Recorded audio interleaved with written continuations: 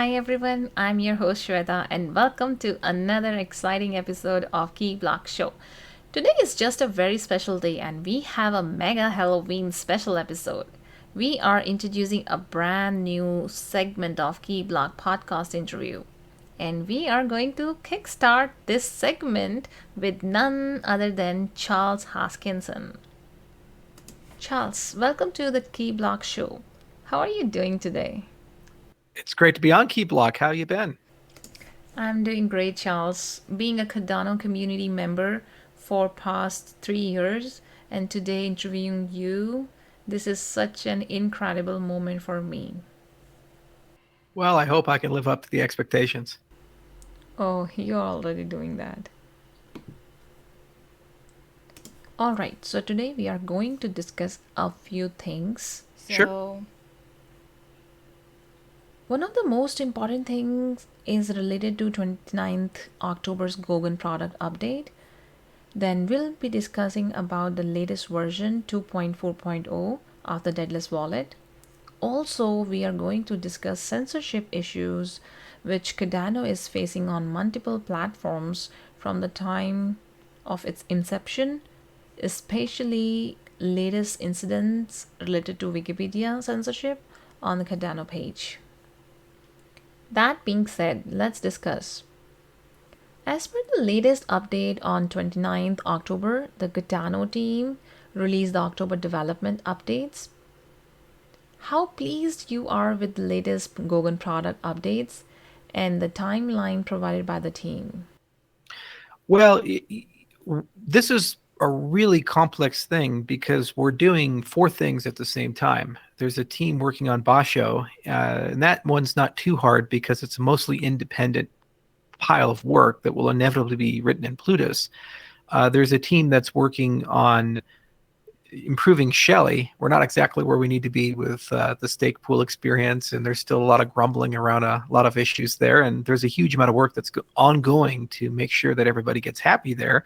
There's obviously the Catalyst and Voltaire work, and that's a very exciting product, but it's a very difficult product, and there's rapid evolution. There's over 3,500 people working on it. And at the same time, we need to bring smart contracts to Cardano, and we need to bring them in a way that it's commercially viable. So it's not just good enough to have a programming language. I mean, look at Algorand and Tezos. They both have smart contracts, but there's not a huge amount of commercial adoption there. And you don't wake up every 5 minutes and see a new project on them like you see with Ethereum, for example. Even huge projects like EOS with massive endowments have had difficulty above and beyond the initial wave of applications getting real commercial adoption for the systems. And it's not a criticism of them. It's just an acknowledgement of how difficult it actually is to bring users using utility tier system to get people to develop for that paradigm. So it's not good enough just to deliver Goguen. Goguen has to be delivered with a commercial strategy and an adoption strategy, a use and utility strategy, cognizant of the common problems that people are having right now in the different ecosystems, from cost determinism to code quality, because we've seen all these DeFi apps explode, to getting the right incentives aligned and having a proper asset strategy. So that means developer acquisition, collaboration, incentives, and place to deploy their applications. So Goguen is the agenda for that. And the point of the product update was to kind of roll out each of these dimensions and show how we're doing work in all of them. So in terms of raw capabilities, there's a series of hard fork combinator events that are going to occur, three of them, HFC 2, 3, and 4, the first of which occurs in November, December, depending on what our exchange partners want to do.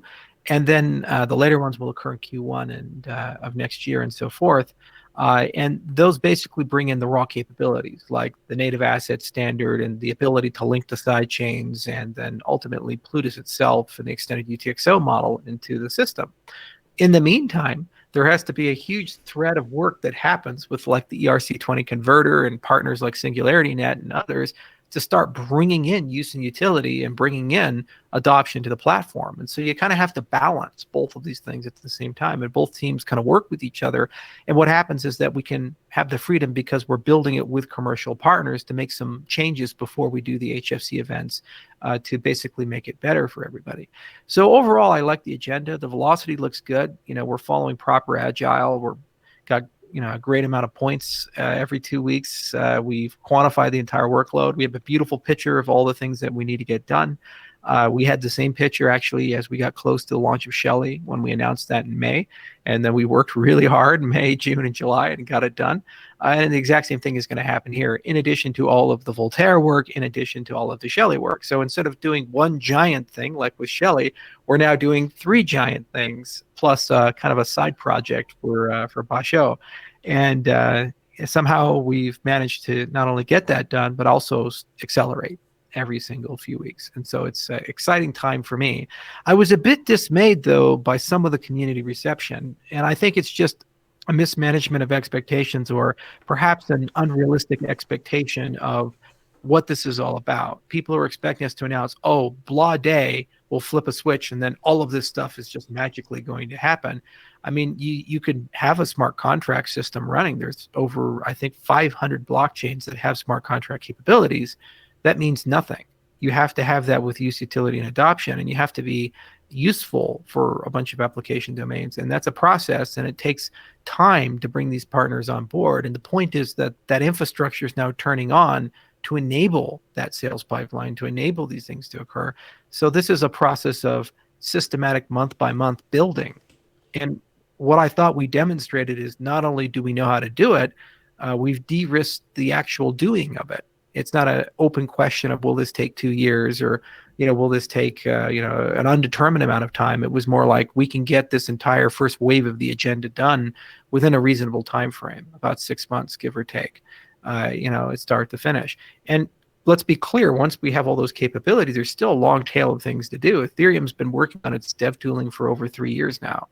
And everything, little things like Infura or Remix IDE or Truffle or Web3, all of these things are versioned for good reason. So you have to keep iterating and refining. So even after these capabilities come, as they get rolled out, there are many different sets of tools that we need to maintain, update, and upgrade. Some done by external entities like Glow, for example, which is really exciting, and Yella, which is what Grigori does at runtime verification, and some we do internally, like the Plutus language and the Plutus application framework. So it's by far much larger in terms of the magnitude of interconnections in our industry than Shelley was. Shelley was a very internal release where it was just us and the Stakepool operators and the delegators trying to figure all this stuff out, whereas Goguen is like us and the entire industry trying to figure all this out. And we're going around and poaching people and pulling them off of Ethereum to come here.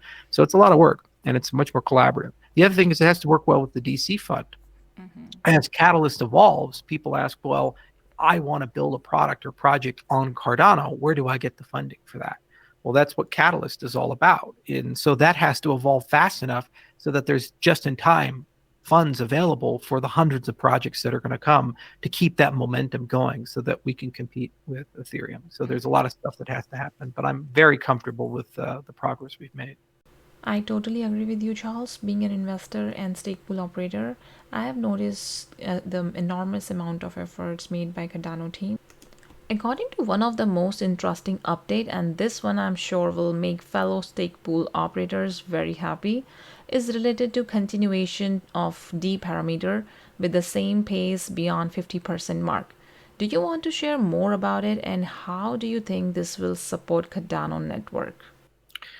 Yeah, so there are a lot of things we have to do to clean up the tail of Shelley. Just getting Shelley out was an enormous effort, massive. And now we actually have Shelley out. We have to live with Shelley. So there's lots of little things here. And so there's like the K parameter, there's the D parameter, there's the pledge factor. There's questions about whether the reward function should stay the way it is or be changed. There's presentation issues in the user experience of both Daedalus and Yoroi. And then there are other things like, for example, partial delegation, which means that instead of just delegating to one pool atomically, you can delegate to a collection of pools. Now, all of these things are very important for a Stakepool operator's ability to compete and get customers. In addition to that, there's meta concerns like PubSub, for example. So right now we're constructing a multi-sig server, coordination server for Cardano, so we can bring multi-sig into Daedalus. One of the things I'm really excited about is I might be able to put a PubSub system into that as well. So when you register through Smash, you can actually have a communication channel with the people who delegate to your pool. So you can send them messages about what you're doing or how your pool's running, or if you're planning on retiring, or if you have like a socially beneficial pool, like we built wells in Africa, you can show pictures of the wells or whatever it may be. It's a business, and you need the ability to communicate with your customers. So all of these things are interconnected, and they all need to be thought about as one unit, and we all need to kind of evolve together. And it's not unilaterally our decision, it's a community decision as much as it is ours. Now, the things that we do have control over, like how fast it decrements, that's strictly a quantitative matter. We look at network performance, we look at a list of features, and we say, okay, is the network stable as D continues to fall? And actually, the stake pool operators have done a phenomenal job. The network quality from the blocks made by Prouse versus the blocks made by OBFT are indistinguishable when you look at it from any statistical viewpoint. Well, what does that mean? It means that they're doing the job well, which is great because it's such a complex protocol. So it's amazing to see our stake pool operators have really risen to that. So at this current rate, D will hit zero approximately around March if we continue to iterate. And so that's great. And, peer-to-peer is also slowly rolling out as well. We're soon going to turn on the peer-to-peer governor, and then there's a lot of things we have to do to get performance profiling done correctly and all that other stuff. But that'll be done by the latest that March timeframe. So both of those things are happening, and that means that all block production and all the physical network infrastructure is totally in the hands of the community instead of a static and federated system of actors. But there's still questions about when will K increase. I think what we'll probably do is a two-step K increase, first with K equals 500, and then getting to that K 1000 that we're looking at. It took a very long time and a lot of effort for the Daedalus team, the wallet backend team, and the node team to get to a point where the reward function and the presentation of the reward function was all operating properly.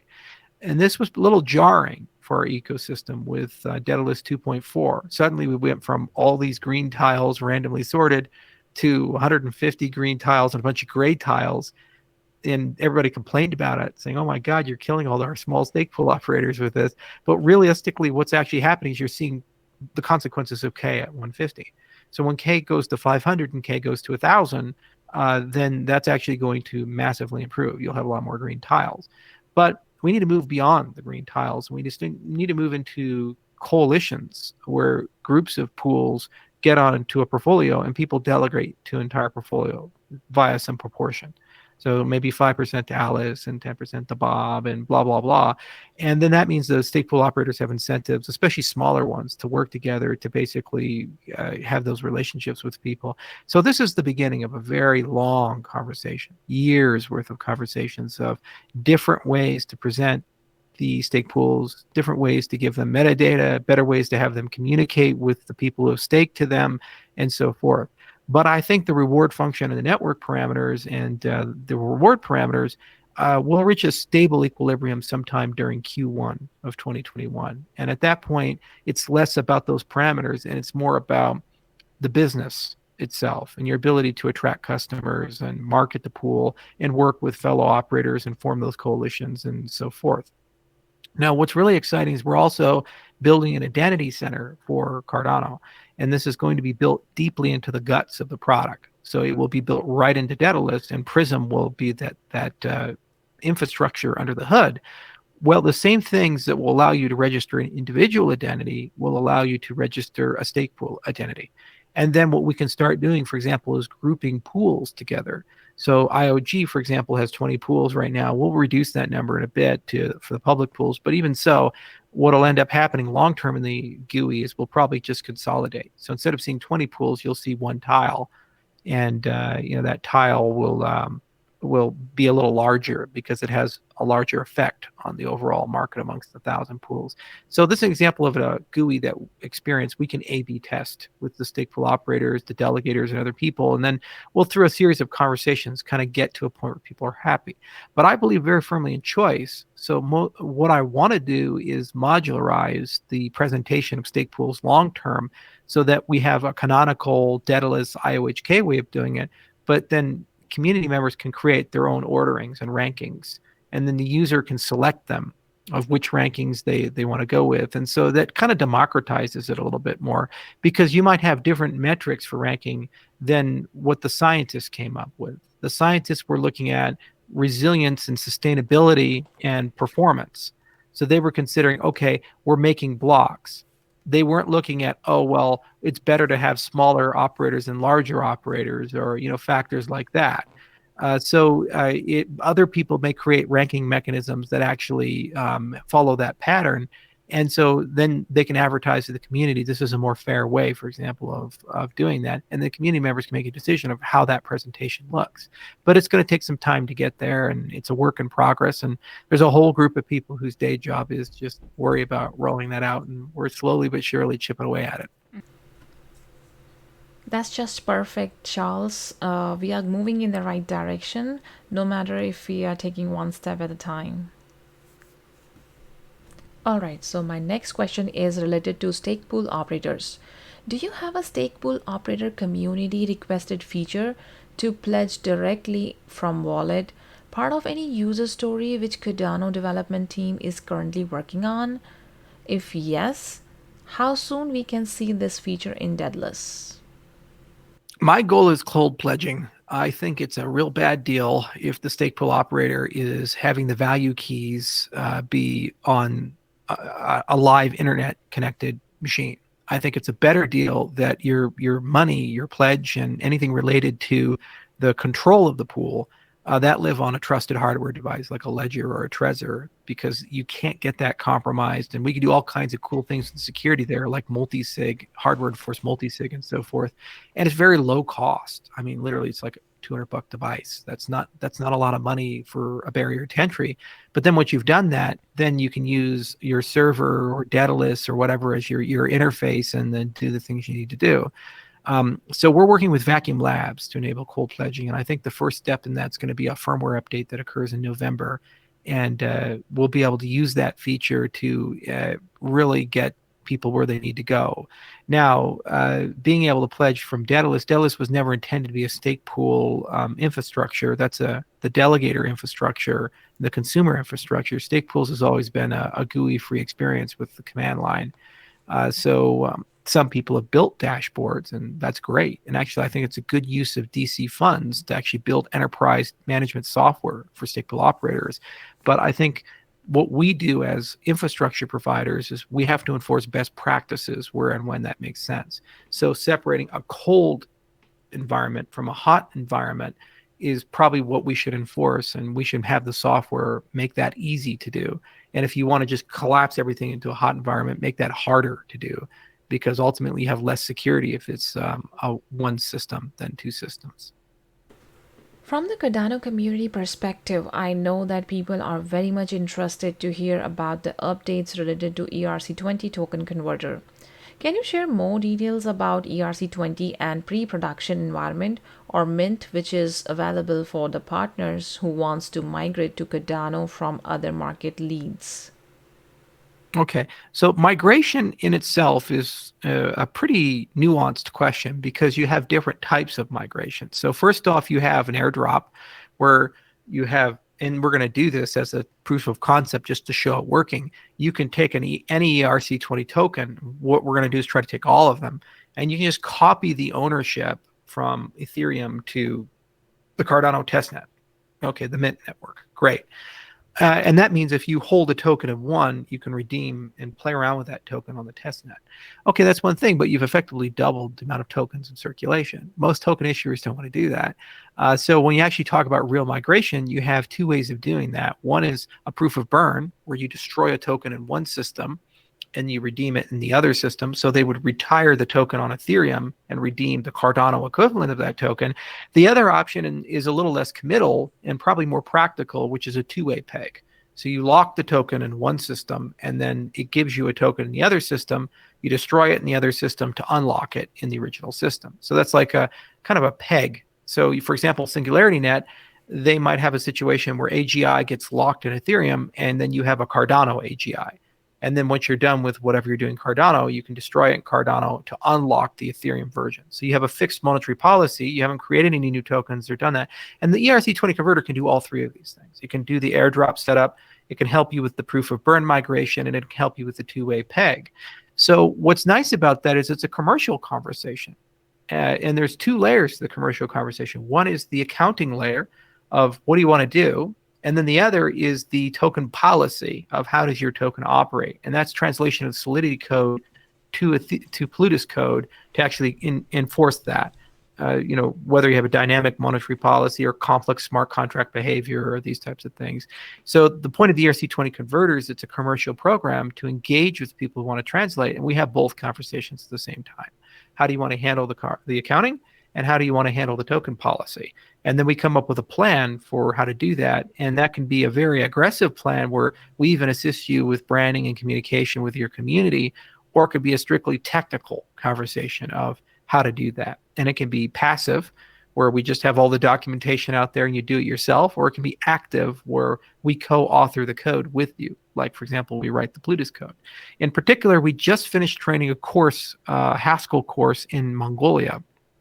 And we got some great developers in Ulaanbaatar who we think are quite qualified to actually work on the conversion team. A lot of the case, conversion's tedious but not complex, because you already have the code written, you already have the architecture there, and it's just a matter of figuring out, how do I go from Solidity to Plutus and get that done in a way that's reasonable? And that's a lot of potential boilerplate or reading of code or things like that. But it's not like you have to invent a new protocol or anything like that. So that team in Mongolia, I think, is going to be, they're just right at the right technical level where they can start doing that with some adult supervision. And what's great about it is it means that a lot of these conversions can actually be done by developers off the beaten path in Central Asia, and that's really exciting to me. Whenever we can create jobs in new places, and those kids worked really hard in that class. It was a brutal class. We had over 20 students in it, and we normally do them in person, but because of COVID, we actually did it online. And I think only 5 or 6 actually graduated and survived the entire course, because Lars is he's a brutal mathematician. He's a nice guy, but he's a German mathematician, very rigorous. So it's incredibly hard to pass his tests and survive that. So these 6 kids, I'm very proud of them. They did great work, and I think working on that conversion team as a commercial team is going to accelerate things, and it means we have dedicated resources specifically for this conversation. So you'll find that a lot when I talk about Goguen. There's a commercial side and a use and utility side. So the platform has to be able to do something, but then there has to be a group of people to encourage people to go do that thing and make sure that it gets done. So that's why we proactively train that Mongolian team, so that we'd have that group of people to go and do something and convince people to move over and measure up those resources. Yes, one of the best thing with Cardano project that you are creating a whole new generation of developers who will gradually join the workforce when the app and smart contracts will kick in. So that's awesome. So my another question is, Goguen Era will support native assets on the Cardano network, which is much different than the asset on other blockchain projects like Ethereum. Would you like to briefly explain how native assets support on Cardano will be different and better than as we see on Ethereum network? Yeah, it's a strange thing that Ethereum treats the assets issued on it as second-class citizens. These are different things. And so Vitalik is a lover of abstraction, and I studied mathematics too. I got a little further along than he did, but in both cases, we love the field. And one of the first things you learn as a mathematician is the joy of abstraction. So this concept that everything's a smart contract is kind of cool, but there's a price you pay for that because you now have to differentiate the ERC-20 tokens from Ether itself. And in doing that, it means the things that natively work with Ether are intrinsically different than the things that work with ERC-20. And then you also can have multiple token standards, and then there's an interoperability problem and so forth. Given what the ICO revolution and soon the STO revolution is doing for the cryptocurrency space, there's just simply too much value in these tokens, and they need to be treated as first-class citizens. Chainlink is a great example. It's worth like $5 billion. That's worth more than most protocol tokens. There's only a few exceptions. So probably a good idea to treat that as if it was its own cryptocurrency inside the system. The minute you do that, then you get uniformity of transaction fees. You get much simpler transaction logic. It's a lot easier to list them on exchanges. It's a lot easier to build wallet infrastructure for them or get things like Ledger and Trezor to work. And then also you can entertain the idea of paying transaction fees with the native asset itself. So as part of that commercial conversation, using Voltaire in the future, not today, but in the coming months and years, eventually we can pitch to the community, say something like, hypothetically, Chainlink wants to move over, but they'll only do it if they can pay their transaction fees in Link, and let the community vote to enable that. And then the stake pool operators get paid in ADA and Link every time they process transactions. And then Chainlink is like, wow, I no longer have to pay Ether for a transaction. It's like I own my own blockchain, and they also get all the other advantages of being inside the system. So that's one dimension of it. The other dimension is, as I build infrastructure for ADA, all of that infrastructure works natively with your token. For example, Voltaire, we have all these governance tools. Well, guess what? If you issue a token on Cardano, all those governance tools will work for your token. So this is a big problem with DeFi, is who's in control. And what's happened is that all these DeFi platforms are having to rapidly build their DAOs and decentralized governance infrastructure because they're trying to avoid liability. And they don't want to get sued or something, or have to get licenses. And it turns out if you run a foundation or something, then you're a centralized controller. And they're like, well, that's not good. So they say, well, how do we decentralize this? That's hard, to build a decentralized governance layer. Well, we are solving that problem right now for Cardano, and all of those tools are generic and modular. And so because your assets are treated the same way as ADA, that infrastructure understands your assets the same way it understands ADA. So you get for free a voting system with your token, and you can build any governance schema you want with the token policy. To basically use those voting tools to handle anything from monetary policy to interventions, rollbacks, and these types of things. And it's the same for all the other infrastructure. Like when Hydra comes and we talk about payment channels, these tokens are treated the same way as ADA. So the same way you do a payment system or a state channel system for ADA, your token will get that as well. So you get the low transaction fees and off-chain stuff and blah, blah, blah.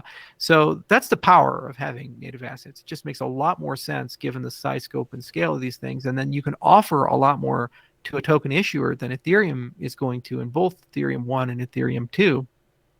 And because you can offer a lot more, I think it's a more attractive commercial conversation.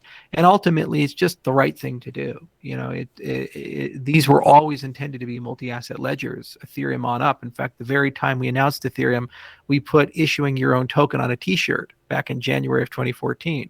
So this was always something that was in scope for these types of projects, and no one has really done it the way I think it needs to be done. And I'm glad that Cardano's around to kind of finish that story.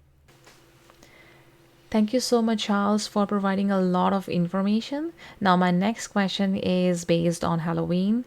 So, especially during this time when we all are facing pandemic, and these festivals, they actually bring some sort of joy in our lives. So, my question is like, are you in festive spirit, and do you have any special plans? I know that you are having already busy schedule, so just share with all of us. It's been a hard year for everybody, and it's more work I've done this year than I think any other. And we've had to find a way to do all these things while the whole world is shut down and nobody can travel. Some of our employees have gotten COVID, although they all survived and they're doing quite well. That's always a tough situation. And some of them lost family members, unfortunately. So it's been difficult for everybody. And it's always nice to have a light at the end of the tunnel. What's most frustrating is that crises have a way of showing the best and worst of people. So on one hand, we've seen the worst in our political systems and how they've treated us and how they respond to this, and the blaming and the name calling and the finger pointing. And it's really unfortunate this hit during an election year, because it took something that should have been a medical conversation into a political conversation. And a lot of people died because of that. And we lost a lot of freedom and time because of that. On the other hand, it showed the best in people, where people tried to help each other out. And people, just the other day, I saw something where some firefighters, paramedics responded to a call, and there's an old guy who kept falling down when he was trying to cook himself breakfast. And it turned out he had no people to do that for me. He has no family. He never had kids, and his wife is dead and so forth. So the firefighters just stuck around and cooked him breakfast. It's little things like that that shows the humanity in people, and that's the gym at the end of the tunnel. And I hope that actually creates some conversations about how we in the future can be better as a society.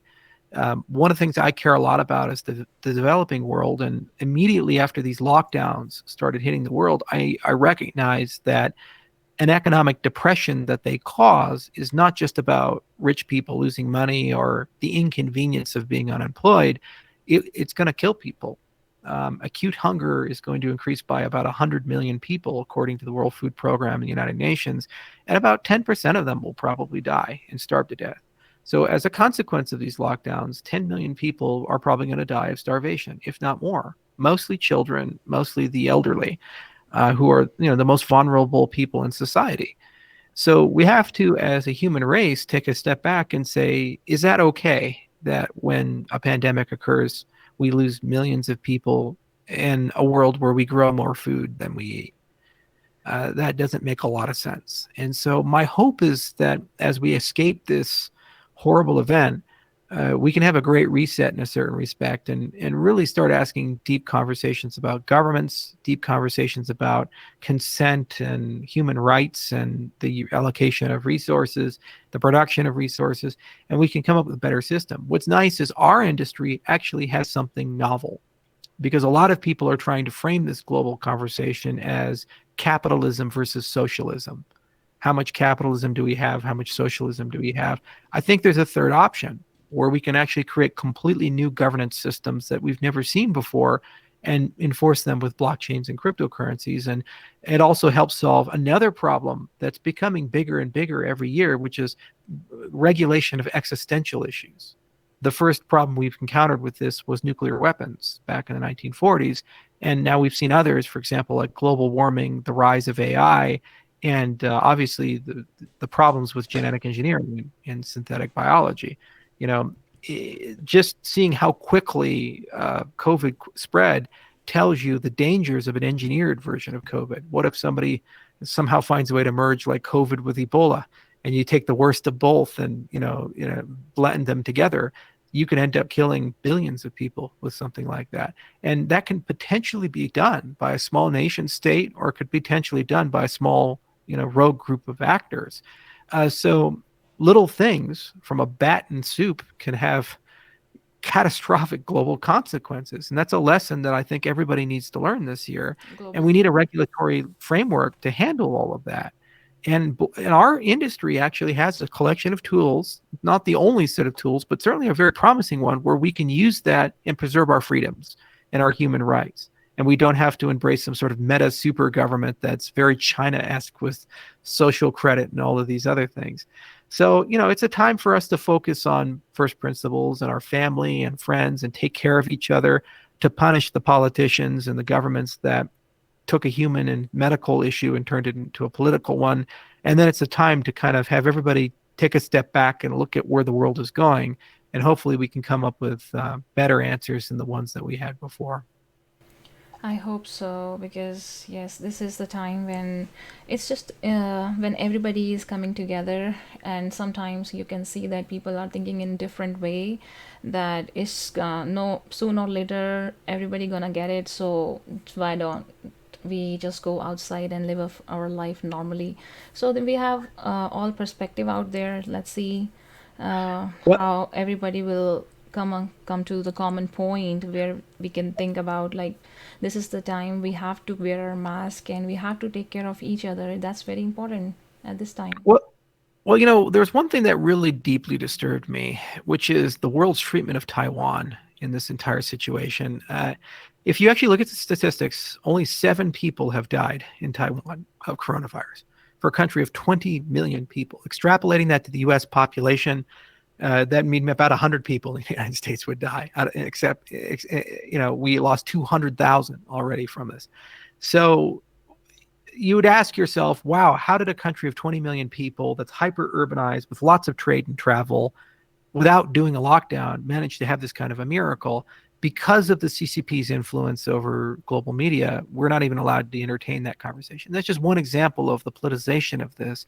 And the other problem is that governments should recognize that this crisis created a great opportunity, not just to tackle coronavirus, but actually end influenza altogether. Why? Because we have a new class of vaccines that are coming online, the mRNA vaccines. And what's really exciting about those is they're easy to mass manufacture. You don't need to grow viruses in chicken eggs, and you can rapidly modify them. There's just beautiful biology behind the development of these vaccines. And they actually have very high efficacy. And I think come November, we're going to see the first results of those clinical trials. But from what I've seen from people at Pfizer and Moderna, I think the efficacy is going to be greater than 60% for both of these vaccines. And actually, to give you a sense of how fast they can be manufactured, Pfizer and Moderna can have over 100 million doses available by the end of December, which means the entire vulnerable class of the United States can be vaccinated by the first quarter of 2021. If we as nations get together and make this a priority, we could radically accelerate mRNA vaccine development, and we could annihilate all kinds of diseases, not just influenza, but things like Lassa fever, which never gets a lot of attention but kills 50,000 people a year. And I contracted myself. It's a horrible disease in West Africa. And then there's Ebola, Marsburg. You have other things like Zika virus, for example, or West Nile. These are all things that would be great candidates for mRNA to resolve. And this is the first time in human history we're using these vaccines on people. So we're going to get great data from it. If we just look at it as, oh, yeah, whatever, okay. But no, if we actually take it seriously and we have a global effort, because of the cost of manufacturing, it's actually easy to distribute these in places that you normally don't get to distribute vaccines into, like India and Indonesia and other places. And the Indian biotech companies are well more capable of mass manufacturing these things and radically evolving them. The same for monoclonal and polyclonal antibody therapies, like from, for example, Lilly and Regeneron. That's another miracle, especially for early prevention, because what you can do is create antibodies rapidly and give them to frontline workers, and then they have a degree of resistance against the pandemic. Because we live in this bizarre reality where we're asking nurses and doctors on the front line to basically risk their lives to treat these people, and we give them nothing. We say, good luck. It's like the plague doctors in 1348.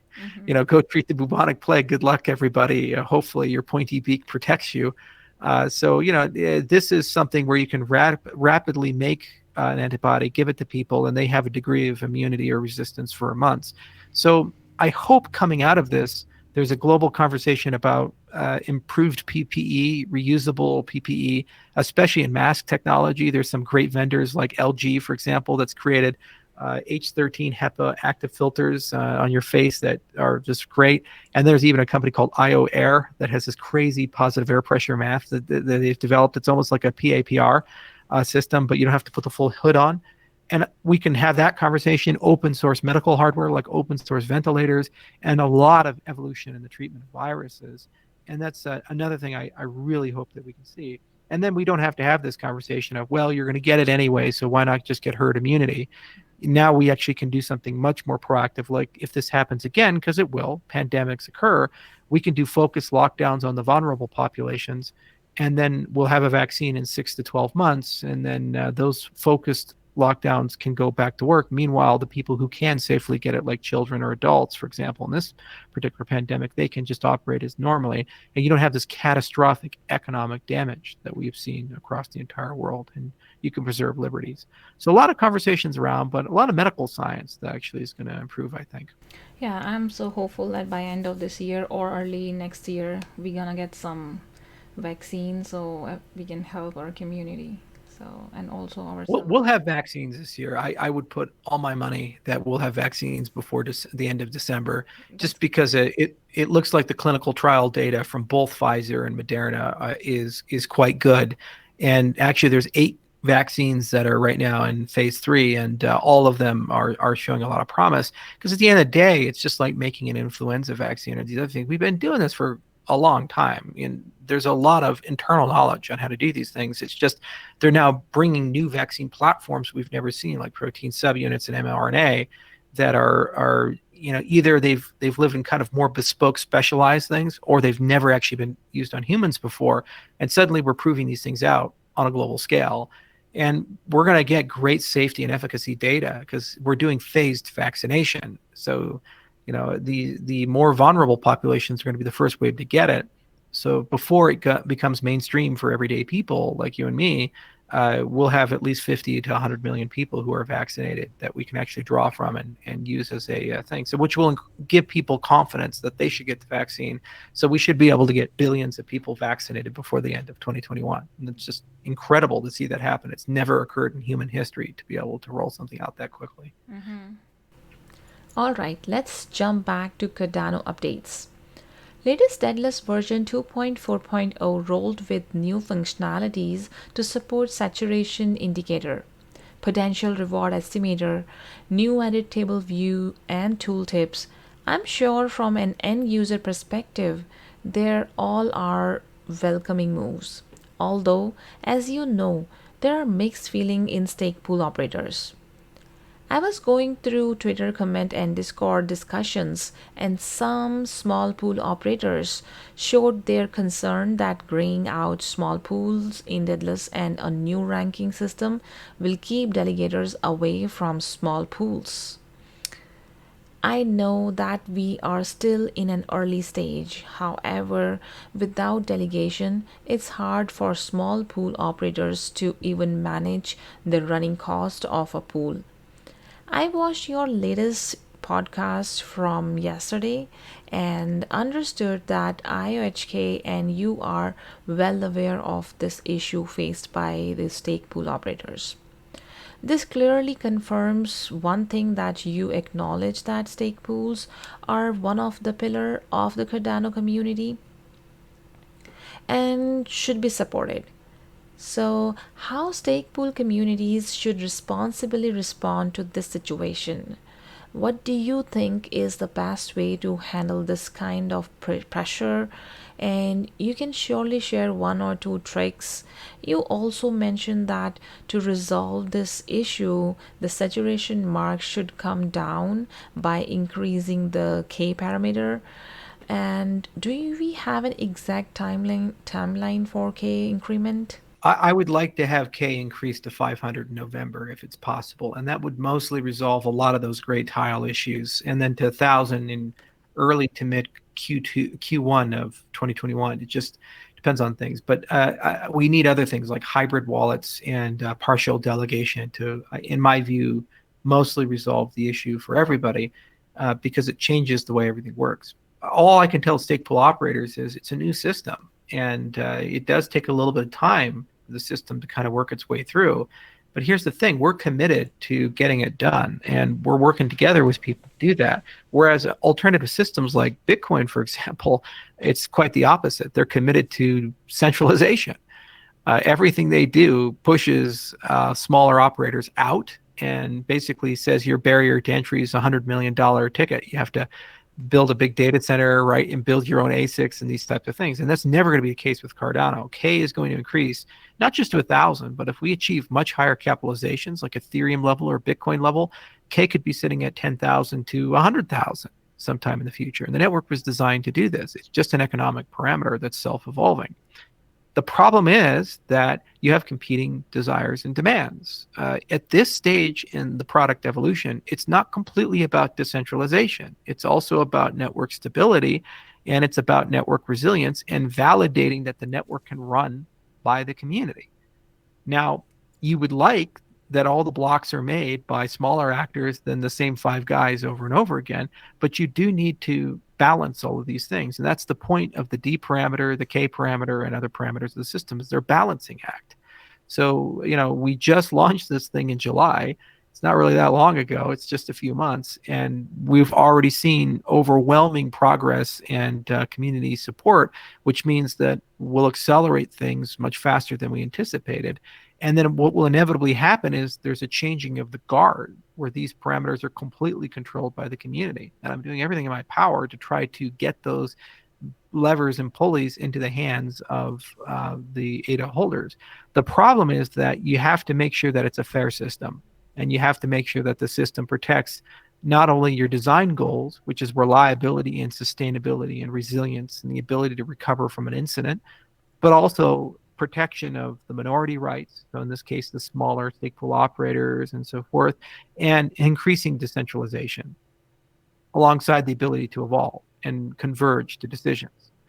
This is super difficult, and frankly, our space is littered with examples of failures as opposed to successes. This is where the Ethereum classics and the Bitcoin caches come from, and mining centralization comes from, and exchanges overtaking stake pool operation. You see, people complain about the IOG pools. I mean, imagine when you see exchange pools come online. That's a problem, right? So you have to build lots of things in your protocol to try to resist these types of things. And it takes time to roll all of them out. And if you do it in a ham-fisted way, you may inadvertently damage the system.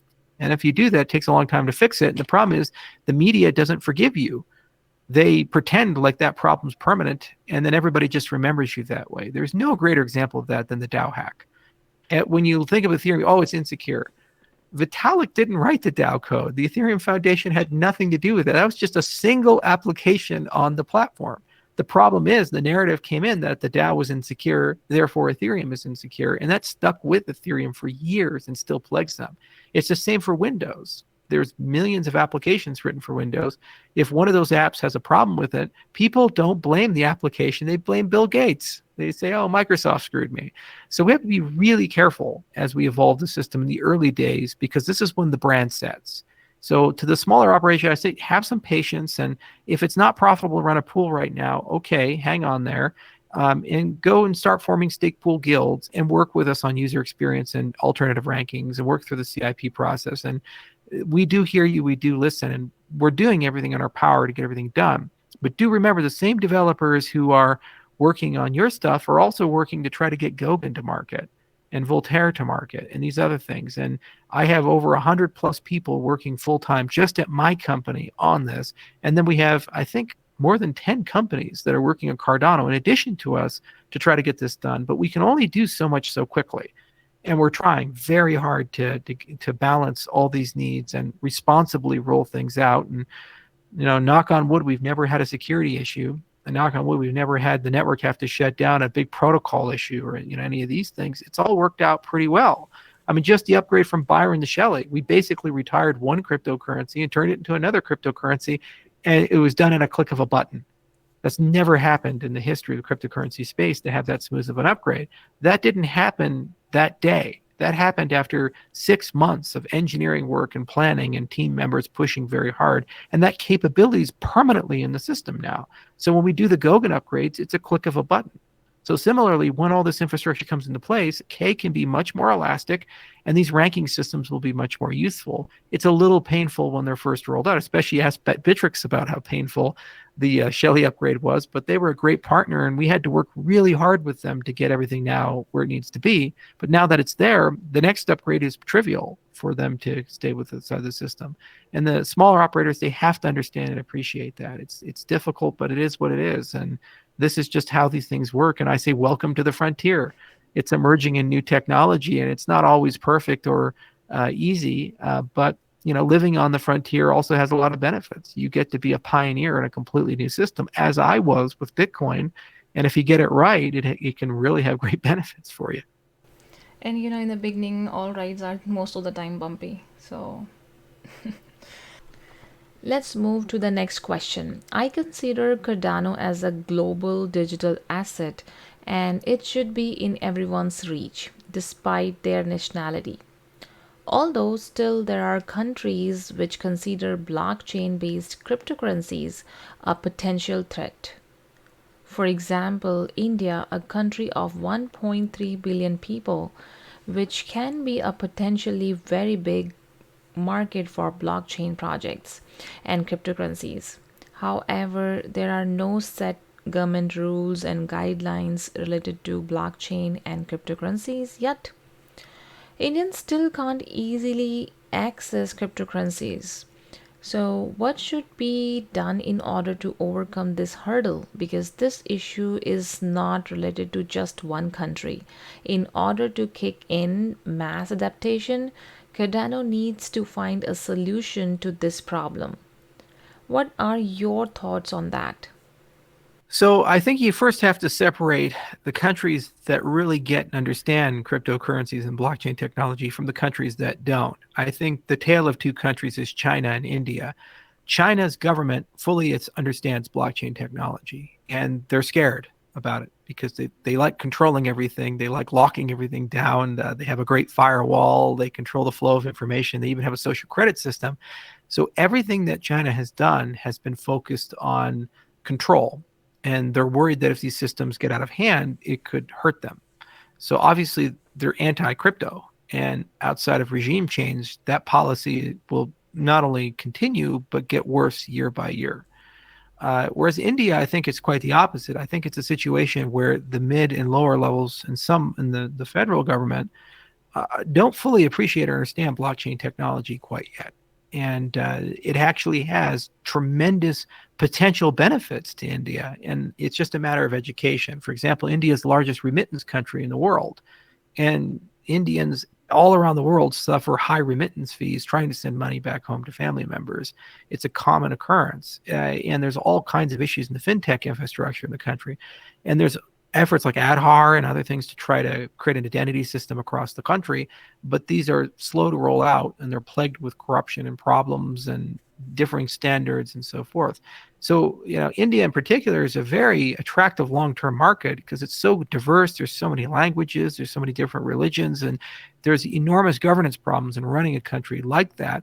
And blockchain technology can potentially be a great aid. Just the challenge is there's just not strong leadership yet to try to unify a message around that. And ironically, the United States of America actually suffers the exact same problem. First, when cryptocurrencies came out, they were ignored because they were too small. Then it was universally a threat. Chuck Schumer and all these other US politicians were saying things like Silk Road is horrible and the only use of Bitcoin is money laundering and drugs and all this negative stuff.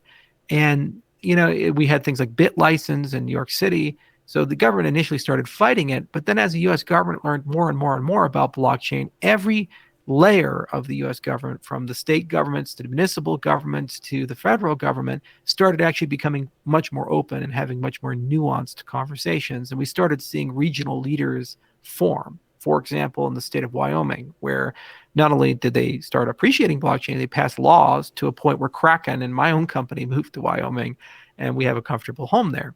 And now it's gotten to the point where every federal agency is doing blockchain-based funding. In fact, the other day I found out the Central Intelligence Agency just created its own lab division, and one of their research areas is blockchain technology. Okay, so it's so pervasive now that everybody's doing it. I think India is about 2 to 3 years away from that. And once they get there, they have a unique advantage that there is an enormous ICT capacity in India. There's a huge amount of developers in India who will be able, and great entrepreneurs, who have links to the Western world, who will be able to bridge that gap and work very comfortably together. I mean, the largest software company in the world, for example, is led by a guy from India, Satya Nadella. Microsoft is doing heavy amounts of blockchain work as well. They have a DID product and identity. They put blockchain on Azure and so forth. So I think that's a country that's going to be very promising in the coming years. Now, what can we do as a community?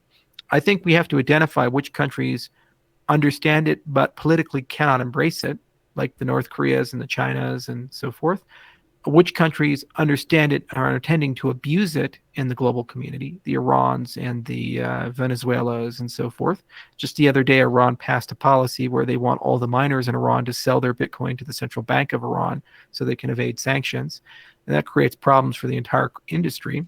And then which countries don't understand it, but if they did, it would become a renaissance and a very favorable economy. And I think India and Indonesia fall in those categories. And then we as a community can say, okay, how do we put ourselves in a good position for the ones that don't understand it but will, to win those customers over?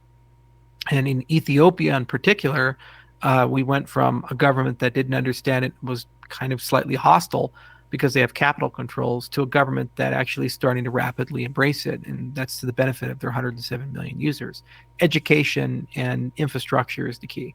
And the goal of the DC fund is to give the resources necessary for local entrepreneurs to ask themselves, how do we bridge that gap and get them the money that they need to actually get that done in anticipation of these new markets.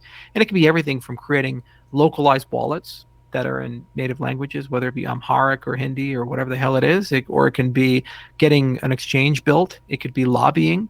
People can actually go and make the case. It's not just for, hey, let's do podcasts and ATMs and write code. It can be, hey, let's try to go change the laws in this country. And I run a lobbying group. So you could be a lawyer and you could go to the DC fund and propose a grant to go and do that and create outreach. That's the power of Catalyst. It's for everybody. And you make the case to the community that you think this is going to add value. You would like 1.3 billion customers from it. It's up to the community to decide that. Yeah, that's a good plan actually. All right. So my next question is about people talks all the time how to enter the cryptocurrency market, how to invest, or how to create a wallet, and a lot of other useful information. However, at this point, my concern is related to what if a person dies without sharing all the wallet recovery phase information with anyone. So this can happen, right? So can't we have a by default deadman switch in Daedalus wallet, which will transfer wallet to the legal successor in case wallet holder stops syncing wallet for a longer period of time? What do you think about it? Yeah, so this is an example of where smart contracts are necessary, and what you can do as you start extending the Daedalus platform, especially as you have an identity system and so forth. So actually, in 2014, this was one of the pillars of the Ethereum marketing. We said, guys, what happens to your Bitcoin when you die? What if you get in a plane accident? What if you weren't planning it? Like dumb, boneheaded things. Wouldn't it be nice to have a smart contract that has a secondary way of retrieving the funds by a trusted third party, whether it be a law firm or your wife or your husband or something? And so that's the point of a smart contract, is that you actually can come up with standards, whether that be estate management standards or reversals, and you can even create specialized accounts that have these capabilities baked in. So right now we have irreversible push transactions as the standard for Cardano, but you definitely could create transactions where you have reversibility and transactions where you have pull payments, where you can pull things from an account, or transactions where you have multiple access to an account. And then what happens is that entrepreneurs can create services and make the case, or developers can create open standards and make the case for people to adopt those things. And it could be as simple as what you propose, like a dead man switch to pull funds from an unused wallet over a long period of time, to as elegant and complex as a series of checks and balances and escrows where maybe the money first goes to a specialized government account or whatever. So you can program all of that in, and it's the user's decision to do that. My job as an infrastructure builder is to make sure the infrastructure has the ability to do these things. And the job of entrepreneurs, wallet makers, and the community is to come up with these types of things and adopt these standards and kind of push them through. And then that helps you get the next level of adoption. So you go from early adopters and really sophisticated users to grandma and grandpa and managed accounts and these types of things. Now, what's super cool about Cardano is we've been thinking a lot about your value, your staking rights, and your voting. And we've created mechanisms to delegate control of one or all of them to other parties. So what you're talking about right now is value delegation, where you say, okay, in the event something happens, somebody can control that value and manage it. But we don't necessarily have to have that be all or nothing. It can be something like they have the right to enable another account from a whitelisted set to spend it, but they can't spend it themselves, for example. So partial control. Similar to delegation, where when you delegate to a pool, the pool can use that for purposes of mining, but they don't control your money, for example, and you get automatically paid the rewards. You don't have to trust them to pay you. So that's kind of a partial thing, not an all or nothing thing, for example. So you can do the exact same thing with value, and smart contracts will enable that in the future. And entrepreneurs of the future, where the protocol can't quite measure up, will build services, and then that's addition into Stakepool operation and other things they're going to offer to help people and onboard people and so forth. Well, good to know about you and also the information you shared with us. Thank you so much, Charles, for sharing your useful information, and I really enjoyed this podcast with you. It was a pleasure. I actually have a talking to you. question for you. I have a question for you. So my understanding is you hold a PhD, you're a professor? Yes, I am. Okay, so what's your background? So I have done masters in biotechnology. My major was microbiology, and Okay. then for almost 12 years I've done PhD in biotechnology, and my major was animal culture. So what I've done there, I have developed a bioprocess for cancer-causing agents that we eat in Okay. our daily lives, like those food colors, like in Doritos and all that stuff. Those are having like some dyes in there. So when it goes to our system, so how it metabolize, it actually converts those complex molecule into azo compounds. So those are cancer causing. So that's why cancer, like sometimes people are not having any cancer occurrence in their life, in their past generation, but they are suddenly having it. So it's just like because they of their diet mostly, so what they are consuming and how their system is metabolizing. So I have generated a bioprocess in which I cultured a bacteria. I mean, like I isolated and then I genetically modified that bacteria and its genome, and then I just created a bioprocess for that. Like I just created a filter. So when you put the components or waste product through that filter, so it will convert those complex molecule into simpler ones, which are not azo compounds. So this is my work that I've done. And then I came to US, and here it's just like it took me a while, almost 7 years, to start here, but finally I got a jump start. So now I'm working here and I'm teaching my students anatomy and physiology. Okay. Well, the reason why I bring it up is that we had this Wikipedia tussle with the editors, and one of the things that David Gerard and these other people said was that academic citations are not reliable or credible. Apparently, if the New York Times talks about you, it's fine. And we were making the argument, well, we've written 90 papers, about half of which have gone through the peer review process. And so whenever I meet an academic, especially the Cardano community, I like always having that conversation of, well, hang on a second here. If you submit a paper to a journal or to a conference, is that an easy process? Is that a hard process? For us, it's always been brutally hard. The referees only accept about 10 or 15%. There's a lot of stages. For your field, was it easy or hard to get published? It's too hard actually. There are multiple phases, not only once. It's just like first, there is a local peer team in our university. We have to submit there, and then when they will be feeling like okay, this work is like more authentic, then they just refer that to the another team, and then finally, the student, they will submit into any journal, reputed journal, and then after like months and like after their peer review, then they will be sending us like this article is okay or not okay, whatever, and then they will publish. So it is a process of almost 2-3 months when it comes to any scientific journal. Yeah. And do you think the references derived from peer-reviewed sources are credible? uh yes, of course. Yeah. And this is the problem with Wikipedia, is that they were claiming that they weren't. We have hundreds of references from Springer Vale and other places. We have over 900 citations for the GKL paper. Just that, 2,500 for our entire portfolio. And then the Wikipedia editors were saying because we weren't mentioned by the New York Times or something, we're not a notable or novel project. And we looked at their own terms of service, and they said that academic references are credible, but then they removed all of them from the articles. And it's not just in the Cardano. In fact, just today, I got an email from Jimmy Wales, who's under the impression that because the Cardano articles back up, we don't need to have a conversation anymore. But we're still being censored in the proof of stake article, where when we try to put material novel things about proof of stake in that article, all of our work gets removed and it's cited as IOHK spam. So apparently they're saying peer-reviewed journals and conferences are working for us. So I always love sharing this with academics because you know exactly how hard it is. And you know what, like when I teach my students and when I give them any assignment for research, like anything, I always mention that do not include Wikipedia in there. I don't want you to include that because that's like the site which is totally manipulated. They manipulate things according to their preference.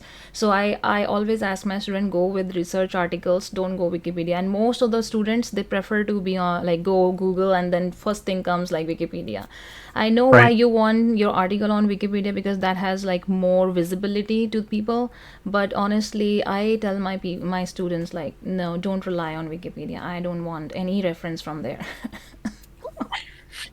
I'm sorry. story. But that's the thing, because every, like, for example, like, same article in one first year, and you will try to search the same article next year, it has a lot of different information, and they are denying from the previous one. So it happens most of the time.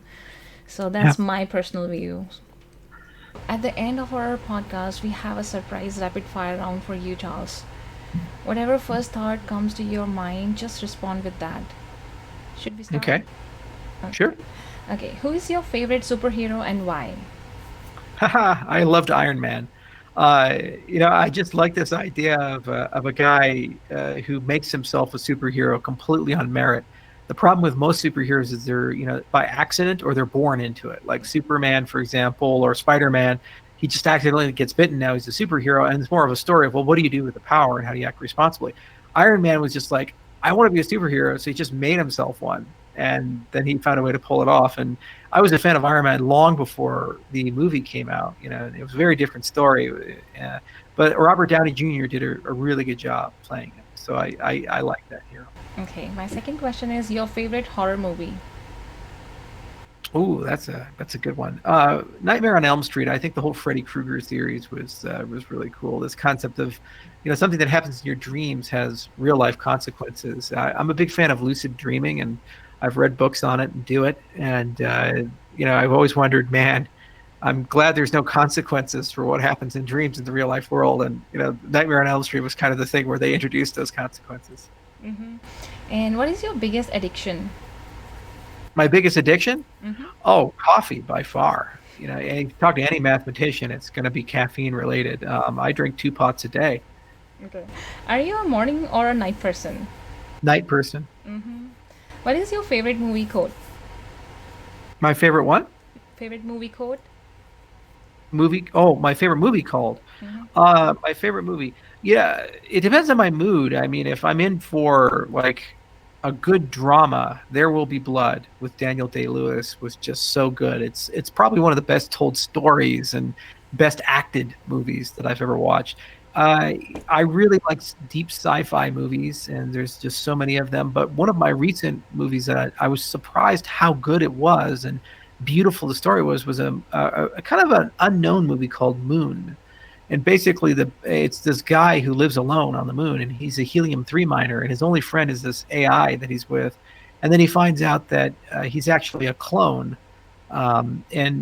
Basically, every few years, they kill the clone and replace him with another clone of himself. So he's like living this on the moon, hoping to go home, but he realized he actually can never go home because he's just this thing. So it's just this amazing movie, and Sam Rockwell played it, and he did a great job. Probably my favorite comedy in recent memory was Tropic Thunder. I don't think they can ever make a movie like that again.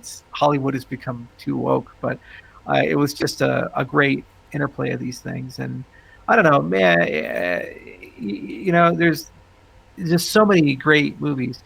And actually, this is why I've started a game development studio, because I think that cinema is dying for a variety of political reasons, and also just the way the human mind works. I was last year in a movie theater, and I had this girl left of me and this girl to right of me, and they were both on their cell phones while the movie was going on. And I'm thinking to myself, you paid to be here, and you can't rewind, you can't pause. If you miss something, you've missed it. Why would you then take yourself out of the experience? But that's just where we're at with the way the world is. So attention is the most scarce resource. The only medium we have left that people are deeply engaged and that you have their full attention are video games. And you can do so much more with that medium now than a movie can do. It's much more interactive. So I think that's where the stories of the future are going to be told. And we're kind of seeing that in Hollywood. Like, they're starting to make all these TV shows based on video game characters. Like Netflix just released The Witcher, for example. And that's probably going to become the common theme rather than the exception to the rule. Yeah. Well, congratulations on being a member of the community. It just shows you how smart the people in the community are. They know how to genetically engineer bacteria, and people come to them to teach. And it's been a lot of fun to be on your show. Thank you so much for inviting me. Thank you so much for coming to my show and making it so classy and everything. Have a great day. Thank you so much. You too. Cheers. Bye. Thank you so much, Charles, for your valuable time. You shared really good information with me and my viewers. I really enjoyed this podcast with you. I hope you will join me another time for another exciting episode with KiBloc Show. Thank you so much. Let me know in the comments down below if you liked today's episode and when you want to see Charles on KiBloc Show again. So till then, I'm your host Shweta signing off. Stay safe and healthy, and thank you so much for watching this video. I see you next time. Bye bye. Take care.